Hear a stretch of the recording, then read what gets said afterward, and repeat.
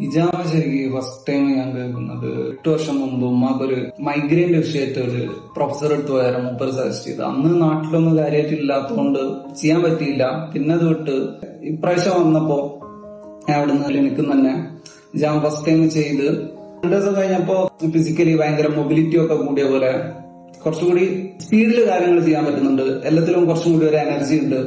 എന്നുവെച്ചാൽ ഒരു ടീനേജിലൊക്കെ ഉണ്ടായി ആ ഒരു എനർജി അങ്ങനെയൊക്കെ പറയില്ല. എന്നുവെച്ചാൽ ഗൾഫിലൊക്കെ പോയതിനു ശേഷം വർക്കൗട്ടുകൾ കുറവാണ്, എക്സസൈസുകൾ കാര്യങ്ങളൊക്കെ കുറവാണ്. അന്നേരം നമ്മൾ അറിയാണ്ട് ലോസ് ആയി പോയ എന്തൊക്കെ പെട്ടെന്നൊന്നും കൂടി കഴിഞ്ഞൊരു 1 വീക്കിന്റെ ഇടയിലൊന്ന് ഗെയിൻ ആയ പോലെ. എന്താ പറയാ, എനിക്ക് എന്റെ പേഴ്സണൽ എക്സ്പീരിയൻസിൽ എനിക്കൊരു രോഗകാര്യമൊന്നും ഉണ്ടായിട്ടല്ല, ഞാൻ ഒരു വെൽനെസ് ലൈനിലാണ് ഇതിനൊന്ന് അപ്രോച്ച് ചെയ്തത്. പക്ഷെ നല്ല ചേഞ്ച് ഉണ്ട്. എന്താ പറയാ, ഇനിയും ചെയ്യണം എന്നുണ്ട്. ഇൻഷാ അല്ലാഹ്.